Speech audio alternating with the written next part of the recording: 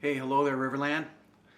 I greet you in late January. We are moving through this month, and I love January. I love every month, every day, every minute of life is a gift. But I could go for a little warmer weather. Just some prefatory remarks before I even preview. I'm not sure how well you can see this painting behind me because my camera wants to focus on my eyes wherever I am. It's just the way it's designed and rigged. But a little anecdote. I think I've mentioned this in the fall maybe to students that I've worked with before. New people probably haven't heard this. If you're new to me, this spring in this section of Comp 2. My older boy, true story, he got married in 2018, July 2018. We only had two boys. I wished I had a ton of kids, but only two walked into the room. And we're a homeschool family, so we're pretty tight. And when he got married and finally left his childhood bedroom and our home here, it just ruined our lives. I mean, everything just started going wrong, believe me. I even blame the pandemic on him. I've said to him more than once, if only you hadn't gotten married, we wouldn't have had this pandemic. It's your fault. You're the cause of that effect. And I'm serious, stuff happened, and I'm only going to go over one thing. Just minutes after my wife was dancing with me at that very expensive wedding. Holy cow, did I have to write a big check for that. One minute my wife is dancing with me, doing the hokey pokey, and then she turned to look out a window. And that was it, man. Pain started shooting down her right arm, and sadly, I'm sad to report to you that she was only 58 years old, and the C7 vertebrae at the base of her neck, the warranty's kind of up on it. And so she kind of became partially disabled, at least to the extent that she couldn't nurse anymore. She's been a brilliant surgical nurse for years, but she's still walking and running around, being the parish secretary. She just can't, she can't do the weight thing, right? So if a patient started to fall, they would fall. So, in the months after that, it's better now. It's vertebrae starting to fuse. But she's a nurse by training, and yet she had an art major from the College of St. Benedict. And in the days and weeks after that neck injury, again, it's better. She couldn't paint with her right hand, her regular hand. And I don't know about you, but I think that's pretty good for left-handed. And again, she's my wife, and I love her, and I would love no matter what she paints.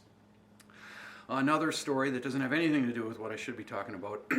Just this morning at 10 o'clock, I had a Zoom meeting with at my main job in Central Lakes College with my dean and sweet Wendy Adamson, who schedules our lives, and the VP was in on that meeting, and so was some intern that was finishing up some kind of master's degree.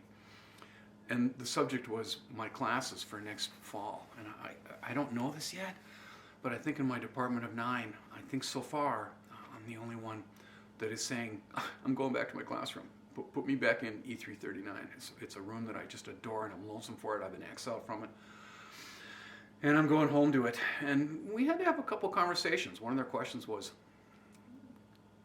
if it's a college policy, are you going to be willing to wear a mask, teach with a mask?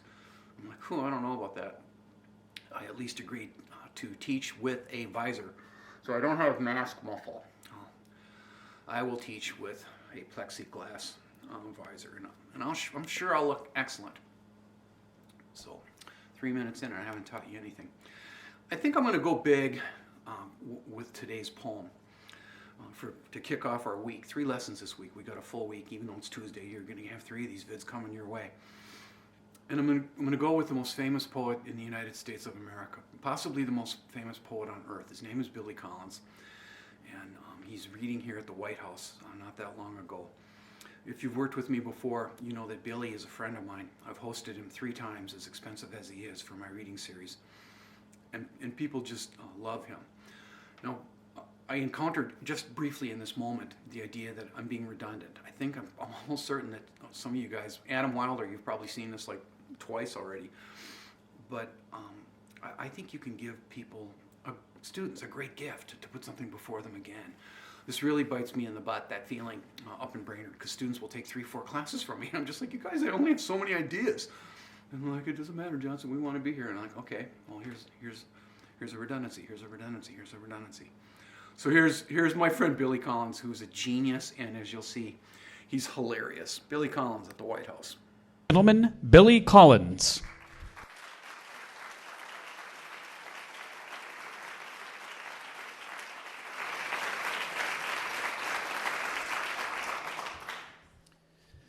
Good evening. What a thrill and an honor it is to be here, and how grateful we are to the President and Mrs. Obama for hosting this, for drawing attention to poetry in America. I'm only sorry that so many of my fellow poets could not be here to join us tonight. Well, not really. It's important that I'm here. One of my poet friends phoned me earlier in the week and said, you know, you're going to make so many poets jealous going to the White House. And I said, well, isn't that the whole point of writing? I mean, and then he reminded me that the point of writing was to marry truth and beauty. So hats off to him, but he's not here either. So.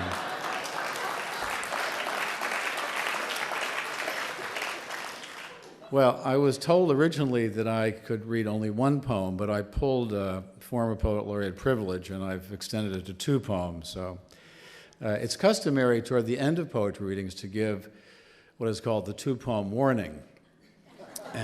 But I'm going to start by giving you the 2-poem warning, so you've been warned.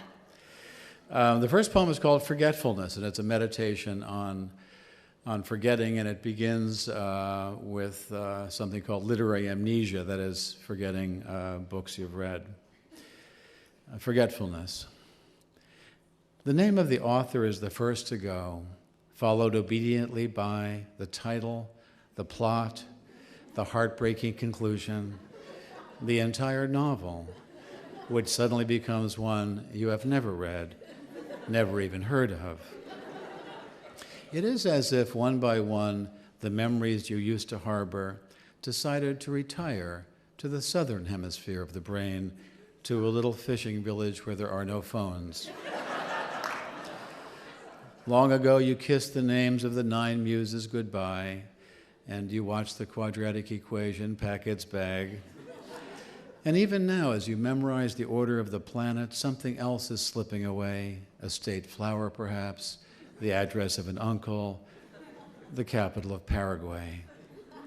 Whatever it is you are struggling to remember, it is not poised on the tip of your tongue, not even lurking in some obscure corner of your spleen. It has floated away down a dark, mythological river whose name begins with an L, as far as you can recall. Well, on your own way to oblivion, where you will join those who have forgotten even how to swim and how to ride a bicycle. No wonder you rise in the middle of the night to look up the date of a famous battle in a book on war.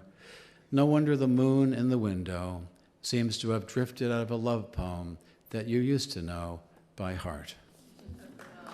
Thank you. Thank you.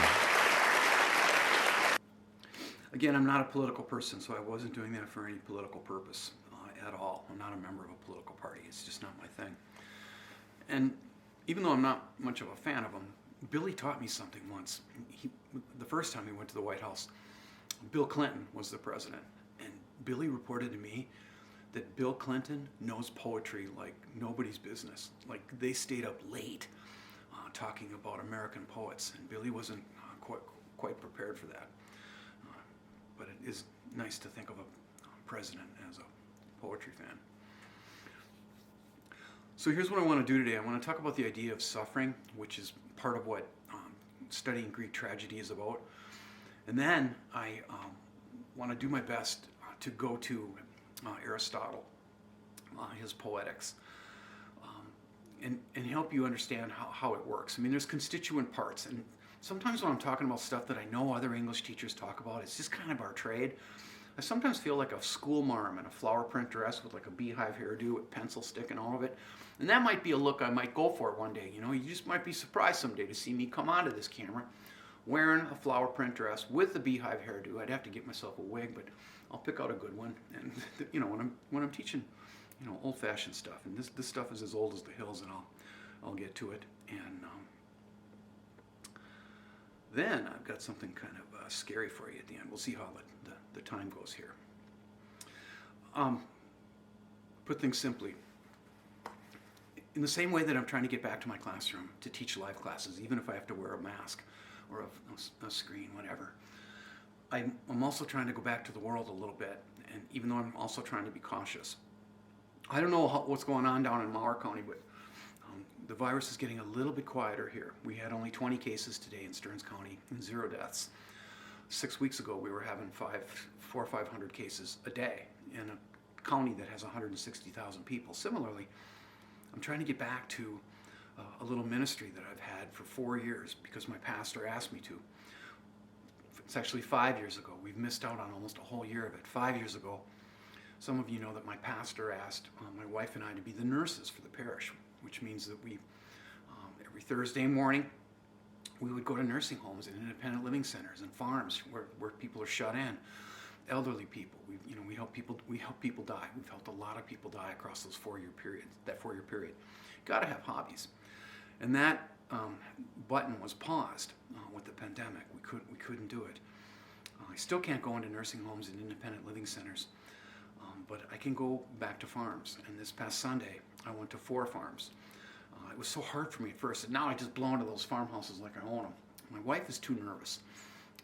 Still, she's really nervous about the virus, and so I just went out solo. And I went to a guy's farm yesterday. I'm trying to demonstrate an idea here. I went to a guy. He has no idea I'm talking about him on the internet, but I went to the farm of a guy named Tom Stadniski, and I wasn't prepared for how messed up he was when I got in that living room. All I heard ahead of time from my priest, Father Gregory, is that he was in rehab. I'm like, what kind of rehab? I just assumed knee replacement. Well, when I got into that living room where I had to spend 45 minutes hearing the story of this, I encountered a sweet guy who, last October, a farmer, had a major stroke while driving his Bobcat. He was cleaning manure out of his barn, and one minute he was driving the Bobcat, and then he wasn't. He didn't know what was happening to him, though, and with the Bobcat still running, he tried to get out of it, and that's a bad idea. So he was a mess. He could, 3 months on, he can speak and he can think, but his leg is broken, it's in a brace. His right hand works okay, but his left hand is messed up. The left side of his body, he can't feel it, and his hand is crinkling. So he's got a loving family around him, and they spend time massaging that hand to try to get those fingers to straighten out. And I don't know if he'll ever walk again, but gosh, was it cute to see that a fellow parishioner of mine named Pete Segura had made a rail around his island counter out of crap metal in his garage so he could practice walking around the kitchen, and they were fixing to do that. Why am I talking about this? Because that was real world suffering, okay? That's real life. And I was squirming the whole time I heard this story. Half the time I had my hand over my mouth because they had to tell me every detail, right out to him trying to operate his cell phone with manure on it. They tend not to work very well, so I'm like freaking out and suffering along with them. But that's real life. Now, the suffering that we see in Greek tragedy, the suffering we see in literature, is suffering just the same, but it's different. Aesthetically, it's different. Because it's kind of make-believe. Aristotle says in his Poetics that tragedy is an imitation of an action, right? The word art is at the center of the word artificial. We kind of know that it's not real. And even though they can really mess up English classes, I can go with the cinema example to help you think in this way. When you go into a movie, even if it's, it's going to be sad, at the end of that movie, if it's good enough, your disbelief is suspended, and you're hook, line, and sinker in. Sorry, my phone is fluttering in the background there. My wife texted me something probably. Your disbelief is suspended, and you're, for instance, not even aware that you're eating popcorn or drinking 7-Up. You're in the movie. And when you're crying, if it's funny, you laugh, and if it's sad, you cry, and those tears are going down your cheeks. And at the end of the movie, we sort of become ourselves again, as the line goes in Shakespeare's The Tempest. The tears going down your cheeks are real. Your suffering is real, but there's still a basic difference. So I'm going to run some terms by you, and I guess you can remember them or not. Would you remember them for the sake of a quiz, or maybe you remember them just for, to know some cool new words. Here's what I want to put before you. I used to present this as a kind of a cookbook, like, hey boys and girls, if you want to write a tragedy, just make sure that you do this and this and this and this. That's not how it worked. That's not what Aristotle was doing. In the writing of his Poetics, in the reporting of how comedy and tragedy works, Aristotle was simply reporting his observations, the consistent things that he saw in one play after another. He loved the theater, like every Greek. He loved the festival of Dionysus. And his favorite playwright was Sophocles, and his favorite play was Oedipus. So here's the old school stuff. Implied flower print dress. The Greeks believed that it only took one little speck on your character to provide your downfall. One little character flaw. And that's thing one to know about what a tragic figure is all about. A tragic hero, according to Aristotle, is a hero that maybe is generally virtuous, strong, powerful, smart, etc. All those things that we admire in heroes. But they also have a flaw or two. And that's what hamartia means. It means fatal flaw. The fatal flaw in most Greek plays, and in fact, across the board, whether we're talking Shakespearean tragedy or American tragedy, is hubris. Now that's a word you might have seen before. Hubris means pride. And that was the thing that the Greeks were tremendously fearful of. You've all, even if you haven't heard that word, hubris, you've heard the aphorism, pride goes before a fall. Pride can mess you up. It can blind you. And that's the irony of Oedipus. Tiresias has a humility about him, the prophet, right, who's saying all along, you're in trouble, dude. Dude, you are on the wrong path, or the right one. But he's blind. Oedipus is prideful. He's also got a bit of a temper. And that pride and the anger, you can't think when you're angry. That's a fact. The Greeks were nervous about that. The idea that your pathos could upset your logos.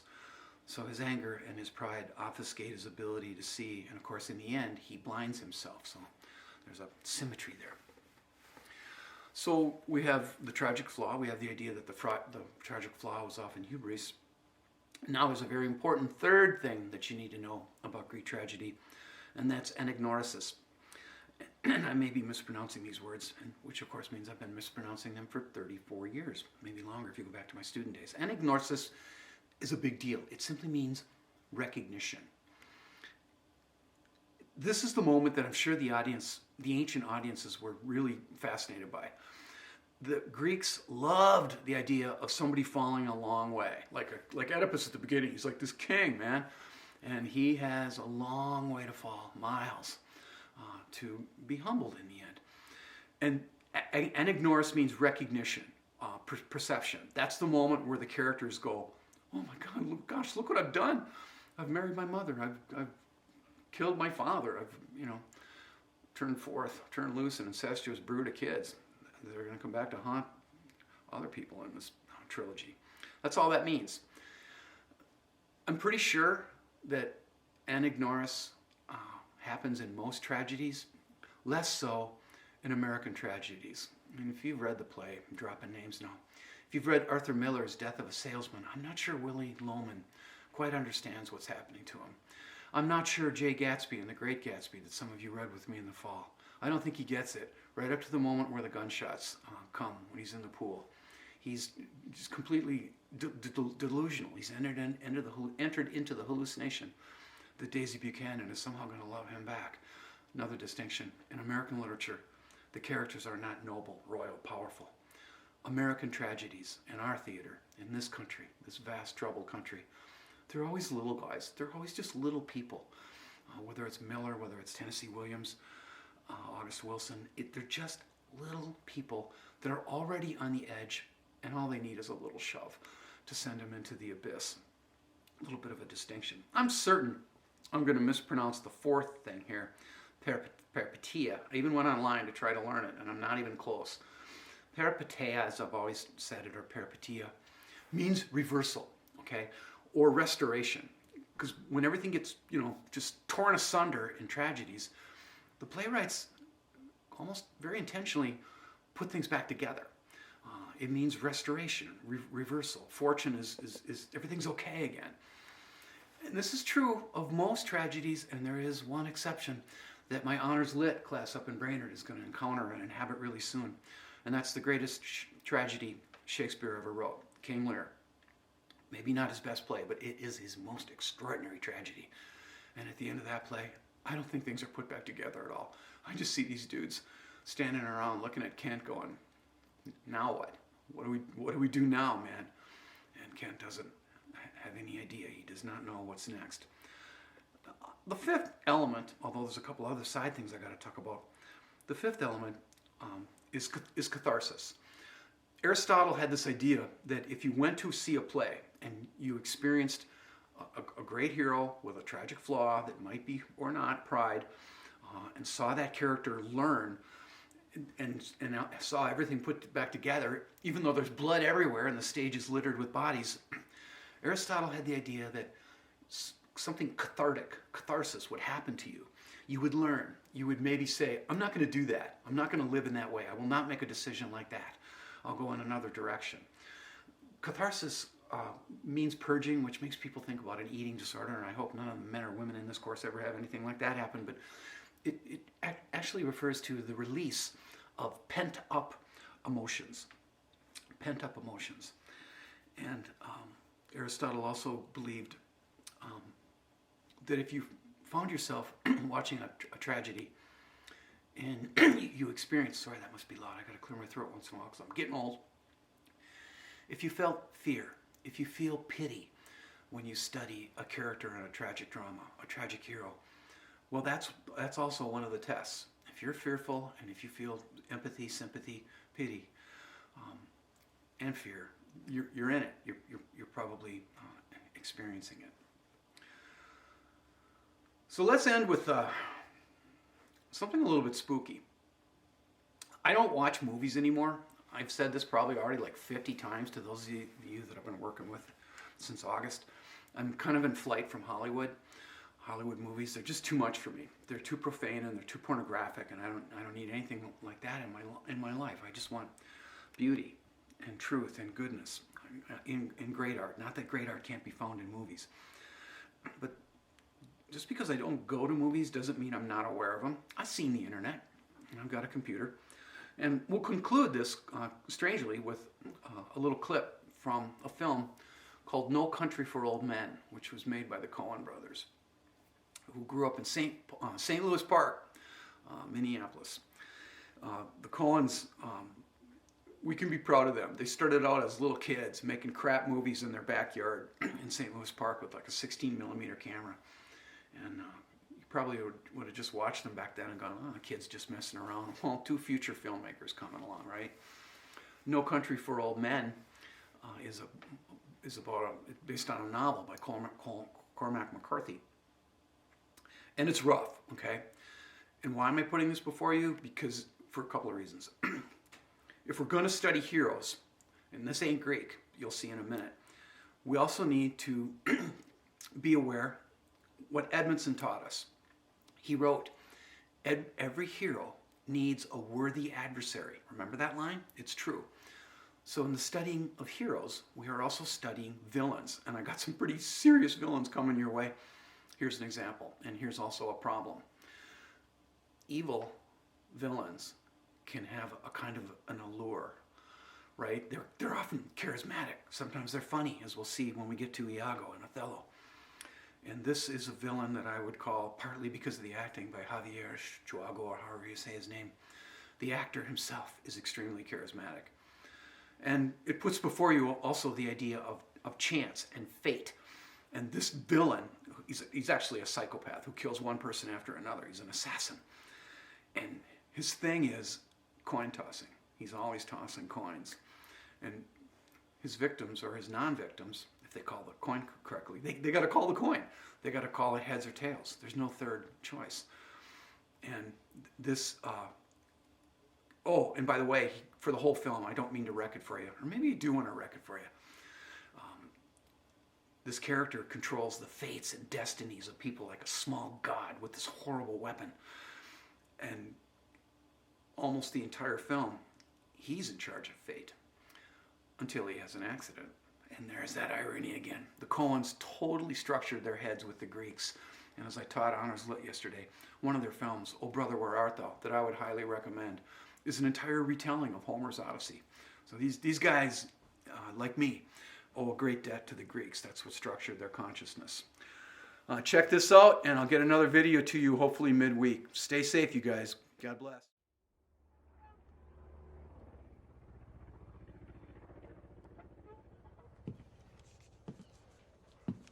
How much? 69 cents. And the gas? Y'all getting any rain up your way? What way would that be? I seen you was from Dallas. What business is it of yours? Where I'm from? Friendo? I didn't mean nothing by it. Didn't mean nothing. Just passing the time. If you don't want to accept that, I don't know what else I can do for you. Will there be something else? I don't know. Will there?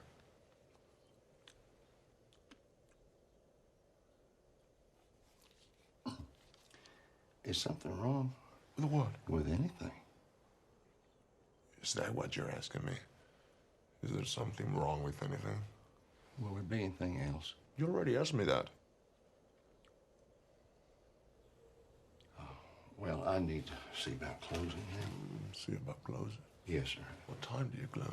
Now, we close now. Now is not a time. What time do you close? Generally around dark, at dark. You don't know what you're talking about, do you? Sir? I said, you don't know what you're talking about. What time do you go to bed? Sir? You're a bit deaf, aren't you? I said, what time do you go to bed? Somewhere around 9:30. I'd say around 9:30. I could come back then. Why would you be coming back? We'll be closed. Yeah, you said that. Well, I got to close now. You live in that house out back. Yes, I do. You lived here all your life? This is my wife's father's place originally. You married into it. We lived in Temple, Texas for many years. Raised a family there in Temple. We come out here about 4 years ago. You married into it. That's the way you want to put it. I don't have some way to put it. That's the way it is.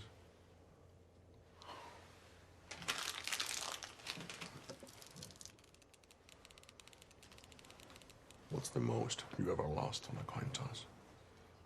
Sir? The most you ever lost on a coin toss? I don't know. I couldn't say. Call it. Call it. Yes. For what? Just call it. Well, we need to know what we're calling it for here. You need to call it. I can't call it for you. Well, it wouldn't be fair. I didn't put nothing up. Yes, you did. You've been putting it up your whole life. You just didn't know it. You know what date is on this coin? No? 1958. It's been traveling 22 years to get here. And now it's here. And it's either heads or tails.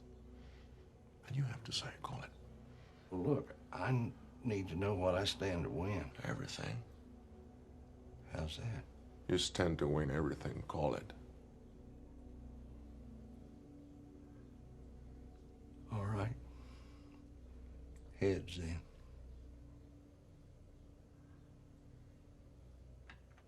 Well done.